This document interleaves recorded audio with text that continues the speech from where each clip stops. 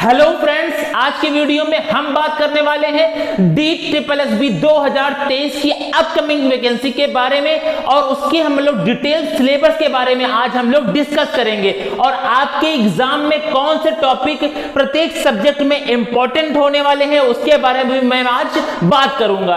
काफी चीजें मैं ऐसी बताऊंगा जो कोई आपको नहीं बताता है। तो सबसे पहले मैं बात करूं जो हमारा DSSB PRT का हो या मैं बात करूं लाइब्रेरियन का हो या मैं TGT PGT जितनी भी पोस्टें हमारी निकलती हैं ये सभी पोस्टें हमारी दिल्ली के अंदर निकलती हैं। दिल्ली की जो हमारे स्कूल्स होते हैं उसके लिए DSSB की वैकेंसी को निकाला जाता है। तो सबसे पहले मैं बात करूं जो हमारा एग्जाम कंडक्ट कराया जाता है, चाहे मैं PGT की बात करूं चाहे TGT की या मैं बात करूं PRT के, जितने भी हमारे DSSB के एग्जाम्स होते हैं वो सभी एग्जाम्स हमारे CBT मोड मतलब ऑनलाइन कंडक्ट कराया जाता है। इसका कोई भी एग्जाम हमारा ऑफलाइन नहीं होता है। तो सबसे बड़ी बात कि हमारा एग्जाम किस तरह से होता है, CBT मोड में हमारा एग्जाम को कंडक्ट कराया जाता है। अब बात आती है कि नंबर ऑफ क्वेश्चंस कितने होते हैं हमारे एग्जाम में। तो नंबर ऑफ क्वेश्चन जो होते हैं टोटल हमारे 200 क्वेश्चन होते हैं। कितने होते हैं? 200 क्वेश्चन होते हैं और जिनके लिए आपको 120 मिनट या मैं कहूं 2 घंटे का आपको समय दिया जाता है। कितना समय दिया जाता है? 2 घंटे। लेकिन आपको एक बात ध्यान रखनी है, अभी अभी KVS का जो हमारा एग्जाम हुआ था उसके लेवल से बिल्कुल भी इसका कनेक्शन नहीं है, क्योंकि इसका लेवल जो होता है थोड़ा सा अप होता है और साथ ही साथ इसमें टाइम की कमी होती है।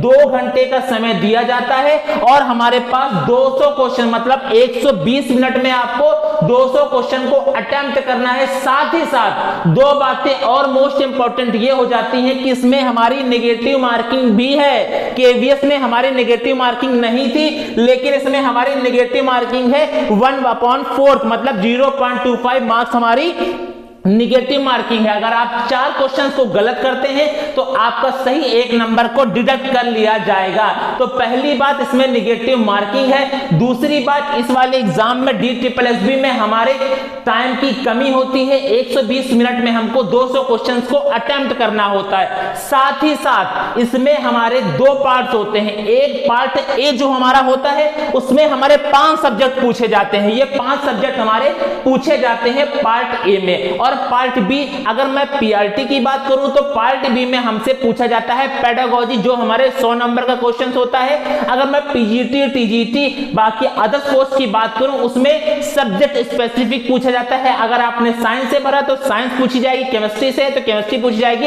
इस टाइप की जो भी आपका सब्जेक्ट स्पेसिफिक है उस सब्जेक्ट स्पेसिफिक से आपसे 100 क्वेश्चन को पूछा जाएगा। लेकिन सभी पोस्टों के लिए ये पार्ट ए कॉमन होता है। ये 5 सब्जेक्ट आपके आते हैं। पार्ट ए में नंबर ऑफ क्वेश्चंस जो होते हैं वो हमारे कितने होते हैं? नंबर ऑफ क्वेश्चंस हमारे 100 होते हैं। कितने क्वेश्चंस होते हैं? नंबर ऑफ क्वेश्चंस हमारे 100 होते हैं। 100 क्वेश्चन आएगा। और जो पार्ट बी होगा उसमें भी हमारे 100 क्वेश्चन होंगे। तो पार्ट ए में हमारा कौन कौन सा सब्जेक्ट आते हैं? तो इसमें हमारा हिंदी आता है, जनरल अवेयरनेस आती है, रीजनिंग आती है, मैथ आती है और इंग्लिश आती है। ये 5 सब्जेक्ट आते हैं। प्रत्येक सब्जेक्ट से हमारे 20-20 क्वेश्चन को पूछा जाता है। एक बात आपको ध्यान रखनी है, पार्ट ए में आपको पास क्वालिफाई करने के लिए मिनिमम 40% मार्क्स लाने होंगे। कितने? 40% मार्क्स आपको लाने होंगे सिर्फ क्वालिफाई करने के लिए मिनिमम। अगर आप 40% मार्क्स को नहीं लाते हैं तो आप ऐसे ही डिस्क्वालीफाई हो जाएंगे। मतलब मिनिमम आपको पार्ट ए में 40% लाने हैं। और जब इसका पार्ट बी होगा, अगर मैं PRT की बात करूं, PRT में जो हमारा पेडागोजी 100 नंबर की आएगी उसमें भी आपको 40% मार्क्स लाने हैं। मतलब इंडिविजुअल पार्ट ए में 40% और पार्ट बी में भी हमको 40% मार्क्स लाने हैं क्वालिफाई करने के लिए। मतलब मिनिमम मार्क्स आपको चाहिए होगा। और इसकी जो मेरिट लगभग बनती है, जो मैं लास्ट ईयर की बात बताऊं, लगभग 130 प्लस की मेरिट बनती है। मतलब 2 घंटे का समय 120 मिनट में आपको करने हैं 200 क्वेश्चन। उसमें साथ ही साथ आपको लगभग 130 प्लस की आपको तैयारी करनी है, तभी आप मेरिट में आएंगे। और मिनिमम आपका क्राइटेरिया भी फिक्स है। पार्ट ए में आपको 40% मार्क्स लाने ही लाने हैं, पार्ट बी में आपको 40% मार्क्स लाने ही लाने हैं, ओवरऑल नहीं। पार्ट ए में 40, पार्ट बी में 40, इंडिविजुअल दोनों में 40% मार्क्स आपको मिनिमम लाने ही होंगे। अब मैं बात करता हूं, जब आप सीबीटी मोड एग्जाम को देने जाते हैं DSSB का, तो जब जनरल पेपर पार्ट ए होता है उसका जो क्रम होता है, सबसे पहले आपको जैसे ही एग्जाम स्टार्ट होगा आपको जीए देखने को मिलेगी, जनरल अवेयरनेस, जिसमें आपके कितने क्वेश्चंस आएंगे, 20 क्वेश्चंस आएंगे। कितने क्वेश्चंस आएंगे? 20 क्वेश्चंस आएंगे। उसके बाद जैसे ही आप इसके बाद आगे बढ़ेंगे, तुरंत आपको रीजनिंग के 20 क्वेश्चंस देखने को मिलेंगे। इसमें भी हमारे टोटल क्वेश्चंस कितने होंगे? 20 होंगे। इसके नेक्स्ट तुरंत बाद आपको मैथ देखने को मिलेगा। मैथ के बाद तुरंत ही आपको इंग्लिश देखने को मिलेगा, जिसमें इसमें भी क्वेश्चंस कितने होंगे? 20। इसके बाद लास्ट में जो आता है वो हमारी आती है हिंदी। मतलब हम कह सकते हैं यह हमारा क्रम होगा सीबीटी मोड देने जाएंगे जब आप जनरल पेपर का। सबसे पहले आपको जीए देखने को मिलेगी, फिर रीजनिंग, फिर मैथ, फिर इंग्लिश, फिर आपको लास्ट में हिंदी देखने को मिलेगी। अब आप एक बात ध्यान रखिएगा, अगर आप चाहते हैं कि जैसे आपने आपका एग्जाम डायरेक्ट स्टार्ट हुआ और आप डायरेक्ट आप चले गए मैथ सेक्शन पे, क्योंकि आपको मैथ बहुत अच्छे से आती थी, या आप डायरेक्ट चले गए रीजनिंग पे, तो ये जो सेक्शन होगा उसके पहले का सेक्शन, वो सेक्शन हमारा लॉक हो जाएगा। आप इन 20 क्वेश्चंस को फिर अटेम्प्ट नहीं कर पाएंगे। ये बात ध्यान रखिएगा, यह कोई नहीं बताता है और बच्चे यही बात गलती करके आते हैं कि आपको लाइन से ही एग्जाम को देना है। ये नहीं कि आप तुरंत डायरेक्ट चले गए मैथ में, जैसे एग्जाम स्टार्ट हुआ आप डायरेक्ट चले गए इंग्लिश पे या आप डायरेक्ट चले गए रीजनिंग पे। आपके इसके पहले के जो सेक्शंस होंगे वो सेक्शंस लॉक हो जाएंगे, आप दोबारा यहां पर आकर क्वेश्चंस को अटेम्प्ट नहीं कर पाएंगे। और एक बात आपको और ध्यान रखनी है कि जैसे आपने 20 क्वेश्चंस में कुछ क्वेश्चंस आपको नहीं आ रहे थे, आपने मार्क फॉर रिव्यू कर दिया, या फिर उसमें फ्लैग जैसे केवीएस में दे रखा था फ्लैग वाला ऑप्शन, तो आपने फ्लैग कर दिया कि मैं बाद में आकर उनको अटेम्प्ट करूंगा, तो बाद में आकर वो क्वेश्चन अटेम्प्ट नहीं कर सकते हैं क्योंकि ये सेक्शन लॉक हो जाता है। और एक बात ये याद रखनी है कि आपने अगर उस क्वेश्चन पे मार्क फॉर रिव्यू लगा दिया है, आपने क्वेश्चन को अटेम्प्ट कर दिया है और आपने मार्क फॉर रिव्यू को नहीं हटाया है एग्जाम लॉक होने से पहले, तो वह क्वेश्चन को काउंट नहीं किया जाएगा, उसके ऑप्शन को मान्य नहीं किया जाएगा। तो यह बात आपको ध्यान रखनी है कि आप डायरेक्ट फ्लिप करके मैथ या रीजनिंग पर नहीं जा सकते हैं। आपको एग्जाम को सेक्शन बाय सेक्शन ही, मतलब जीए, रीजनिंग, मैथ, इंग्लिश, उसके बाद हिंदी, ऐसे ही आपको एग्जाम में आपको पेपर सेट हुआ मिलेगा। आपको डायरेक्ट फ्लिप नहीं करना है। मैं बार बार इसी पर फोकस कर रहा हूं, मेरी बात पर गौर करिएगा, क्योंकि बच्चे गलत करके आते हैं फिर बाद में उनको अफसोस होता है। अब मैं सबसे पहले पार्ट की बात करूं जो हमको देखने को मिलेगा जीए जनरल अवेयरनेस में। इसमें हमको जो क्वेश्चंस मिलेंगे वो हमारे हिस्ट्री के मिलेंगे, ज्योग्राफी के मिलेंगे, पॉलिटी के मिलेंगे, साइंस की मिलेंगे, स्टैटिक जीके के मिलेंगे। और जो हमारे स्टैटिक जीके में आते हैं जैसे डांस हो गया, बुक्स हो गई, ट्रॉफीज हो गई, प्राइज हो गया, डेज हो गया, टेम्पल्स हो गया, और काफी सारा। क्योंकि जीए का जो हमारा पोर्शन है वो थोड़ा हमारा ब्रॉड है, काफी बड़ा सेक्शन है, इसको तैयारी करने में आपको काफी ज्यादा समय लगता है और क्वेश्चन कहां से पूछ लेगा ये भी हमको पता नहीं होता। जैसे आप देख ही पा रहे हैं, हिस्ट्री भी है इसमें, ज्योग्राफी भी है, पॉलिटी भी है, साइंस भी है, स्टैटिक जीके भी है, तो यह पोर्शन हमारा काफी बड़ा पोर्शन हो जाता है। तो लेकिन आपको इस पर थोड़ी थोड़ी पढ़ाई करती रहनी है। इसके बाद मैं बात करूं रीजनिंग का, इसमें आप 20 आउट ऑफ 20 गेन कर सकते हैं, क्योंकि यह सेक्शन अगर आपका मजबूत है, मैथ सेक्शन आपका मजबूत है, इंग्लिश सेक्शन आपका मजबूत है, हिंदी सेक्शन आपका मजबूत है, तो आपको फिर जीए में ज्यादा मेहनत करने की जरूरत नहीं है, आप ऐसे ही इसमें मेरिट में आ जाएंगे। जैसे मैं बात करूं रीजनिंग में हमारे कौन कौन से टॉपिक जो मोस्ट इंपॉर्टेंट बन जाते हैं, तो सबसे पहला हमारा डायरेक्शन चैप्टर, दिशा वाला चैप्टर हमारा इंपॉर्टेंट हो जाता है। इसके बाद सेकंड चैप्टर है हमारा डिक्शनरी।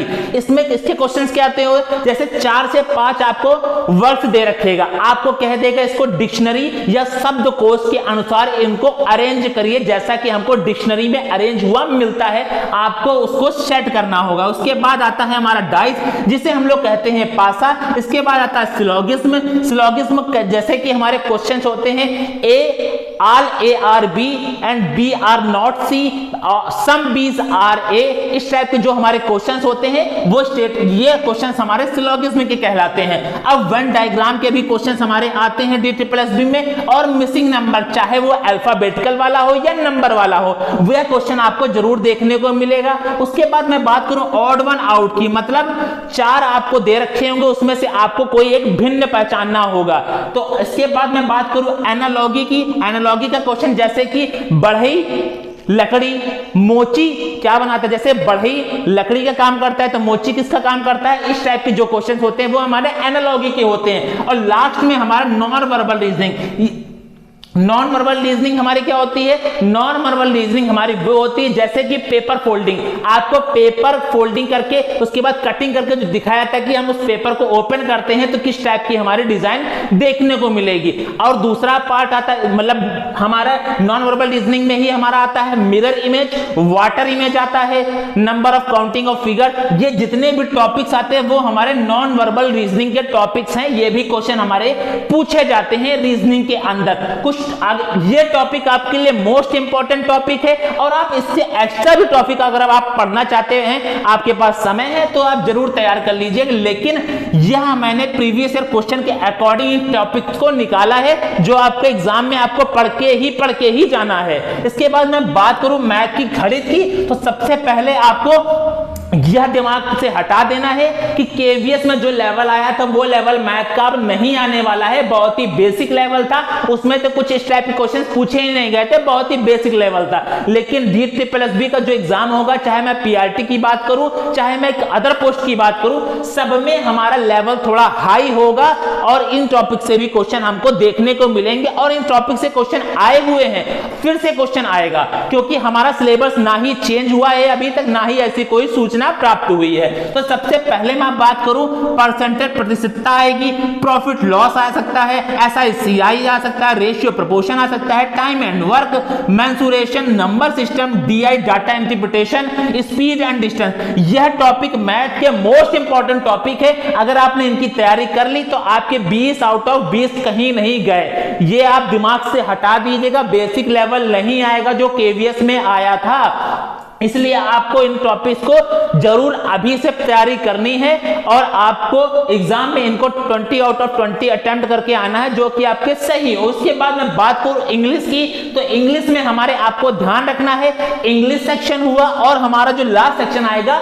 हिंदी, दोनों में हमारे कंप्रिहेंशन पूछे जाते हैं, या मैं बात करूं पैसेज पूछा जाता है। तो 5 क्वेश्चन इसके हमारे किससे होते हैं, पैसेज से होते हैं। और इसी तरह हमारे हिंदी में भी हमारे 5 क्वेश्चन जो होते हैं वो हमारे पैसेज से होते हैं। तो बचा हमारा जो 15 नंबर में हमारा देखिए क्या क्या पूछा जाता है। वन वर्ड सब्स्टिट्यूशन पूछा जाता है, इंप्रूवमेंट ऑफ सेंटेंस एरर, मतलब आपको एक सेंटेंस दे रखेगा, उसमें कहेगा कि आप लोग इसमें क्या इंप्रूवमेंट है वो छाटिए। उसी सेंटेंस में दूसरा सेंटेंस दे रखेगा, इसमें कहेगा कि आप इसमें एरर है या कोई भी एरर इसमें नहीं है। इसके बाद साइनोनियम एंटोनियम्स आपको पढ़ने हैं, एडियम फ्रेजेस पढ़ने हैं, टेंस आपको पढ़ के जाना है, करेक्ट स्पेलिंग, मतलब आपको कई सारी स्पेलिंग्स दे रखेंगी, उसमें कहेगा कौन सी स्पेलिंग इसमें से गलत है, उस स्पेलिंग को छाटिए। तो करेक्ट स्पेलिंग देखना है आपको, टेंस पढ़ के जाना है, टेंस के बिना हमारी इंग्लिश अधूरी है। पार्ट ऑफ स्पीच भी जैसे ही हमारे ग्रामर का मोस्ट इंपॉर्टेंट टॉपिक होता है FIB, मतलब फिल इन द ब्लैंक्स। उसमें आपको हो सकता है वो कह दे प्रीपोजिशन फिल करिए, या हो सकता है आपसे टेंस से रिलेटेड कोई भी क्वेश्चन पूछ सकता है, तो फिल इन द ब्लैंक्स भी क्वेश्चन हमारे आते हैं। लास्ट में कॉम्प्रिहेंशन आता है, कॉम्प्रिहेंशन की बात मैंने आपको बता दी है। इससे हमारे 5 क्वेश्चन इंग्लिश में पूछे जाते हैं और 5 ही क्वेश्चन हमारे हिंदी में पूछे जाते हैं। अब लास्ट सेक्शन जो हमारा आता है 5th नंबर वाला, वो आता है हमारा हिंदी का। अब हिंदी में बात करें हमारा कौन कौन से टॉपिक इंपॉर्टेंट है, तो 5 नंबर तो आपके पहले ही मैंने बता दिए, जो हमारा पैसेज या कॉम्प्रिहेंशन से आपके 5 क्वेश्चंस आते हैं। बचे हमारे पास 15 क्वेश्चन। 15 क्वेश्चन में आपको संज्ञा पढ़ के जानी है, सर्वनाम पढ़ के जाना है, विशेषण पढ़ के जाना है, विराम चिन्ह जैसे क्रिया हमारी रह जा रही है, तो ये सब चीजें हमारे डायरेक्ट क्वेश्चन नहीं पूछा जाता है, लेकिन संज्ञा सर्वनाम विशेषण से आपसे डायरेक्ट क्वेश्चन पूछ लेता है। उसके बाद आपको विराम चिन्ह भी पढ़ के जाना है इसमें, और साथ ही समास, संधि विच्छेद, कारक, मुहावरा, पर्यायवाची, ये सभी आपको पढ़ के जाने हैं। साथ ही साथ कुछ टॉपिक जैसे तत्सम तद्भव भी आपको पढ़ के जाना है, विलोम शब्द भी आपको पढ़ के जाना है, यह टॉपिक भी आपको पढ़ के जाना है। इससे भी क्वेश्चन बनाए गए थे और बनाए जाएंगे, इसमें जगह नहीं थी तो मैंने नोट नहीं किया है, लेकिन आपको तत्सम तद्भव भी और विलोम शब्द भी आपको पढ़ के जाने हैं। और 5 नंबर लास्ट में हमारा क्या आएगा, पैसेज आएगा, या हम कहें तो कॉम्प्रिहेंशन लिखकर आता है, उसमें पैसेज लिखकर नहीं आता है, इसलिए मैंने कॉम्प्रिहेंशन वर्ड को यूज किया है। कॉम्प्रिहेंशन आता है, उससे हमारे 5 क्वेश्चन पूछे जाते हैं। तो ये था हमारा ओवरऑल डिटेल सिलेबस जो हमारा DSSB का जनरल पेपर होता है पार्ट ए, जिसमें हमारे 100 क्वेश्चन पूछे जाते हैं। यह सिलेबस हमारे 5 सब्जेक्ट 5 सब्जेक्ट आते हैं, इसमें कम से कम आपको 40% मार्क्स आपको लेकर आना है। अब आप लोग स्कोर कैसे करेंगे, तो आप लोग अभी से रीजनिंग की तैयारी शुरू कर दीजिए, मैथ की तैयारी शुरू कर दीजिए, और इंग्लिश और हिंदी का आपका बेसिक तो तैयारी है, क्योंकि आपने अभी के आई होप KVS की तैयारी की होगी, तो आपकी इंग्लिश और हिंदी आपके बेसिक तैयार होगी, लेकिन उसमें अब आपको थोड़ा सा लेवल अप करना है और क्वेश्चन को प्रैक्टिस करनी है, और साथ ही साथ आपको इन सब चीजों, इन टॉपिक्स को जरूर पढ़ते रहना है, क्योंकि इसमें काफी कंफ्यूजन होती है। साथ ही साथ आपको हिंदी पढ़ते रहनी है। अगर इसमें से आपने अच्छा स्कोर कर लिया तो आपके अगर कम रह भी जाते हैं GA पोर्शन में, तब भी आपको ज्यादा दिक्कत नहीं होगी। पार्ट बी PRT लेवल जैसे मैं बात करूं तो उसमें पेडागोजी 100 मार्क्स की आएगी, और पेडागोजी का ये सेक्शन जो हमारा होता है DSSB PRT में, वो भी अच्छा खासा लेवल होता है, जिसमें आपको NIS की बुक्स पढ़नी होती है, और जो आपने अभी KVS का पढ़ा था, UPTET पढ़ा था, CTET पढ़ा है, उसका लेवल भी सेम ही होता है लगभग, लेकिन थोड़ा सा लेवल अप होकर आता है, क्योंकि उसमें नंबर ऑफ क्वेश्चन हमारे 100 हो जाते हैं, तो ओवरऑल टोटल 200 क्वेश्चन पूछे जाते हैं। साथ में आपको याद रखना है निगेटिव मार्किंग भी आपके है, और साथ में इंडिविजुअल आपको पास भी करना है 40% पार्ट ए में, 40% पार्ट बी में, दोनों में इंडिविजुअल आपको पास करना है, क्वालिफाई करना है। उसके बाद आपको यह याद रखना है कि आपको 200 क्वेश्चन में कम से कम 130 प्लस क्वेश्चन आपके सही होने चाहिए, तभी आप मेरिट में आएंगे। तो ये था आज डिटेल सिलेबस। तो आज की वीडियो में बस इतना ही रखते हैं। अगर आपको कोई भी बात की कंफ्यूजन रह जाएगी तो आप लोग कमेंट बॉक्स में कमेंट कीजिएगा। रही बात DSSB PRT में कौन कौन बच्चे फॉर्म भर सकते हैं, एलिजिबिलिटी क्राइटेरिया क्या है, एज क्राइटेरिया क्या है, इसके बारे में मैंने कल वीडियो बनाई थी। अगर आपने नहीं देखी है तो आप जाकर उस वीडियो को देख सकते हैं, उसका लिंक मैं डिस्क्रिप्शन सेक्शन में भी आप लोगों को प्रोवाइड कर दूंगा। तो आज की वीडियो में बस इतना ही रखते हैं, तो मिलते हैं नेक्स्ट वीडियो में, तब तक के लिए जय हिंद।